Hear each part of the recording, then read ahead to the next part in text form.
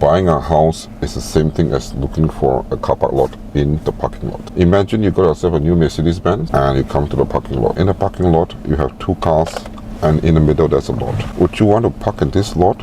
I'm sure you don't mind because they're all sedan cars. Same thing.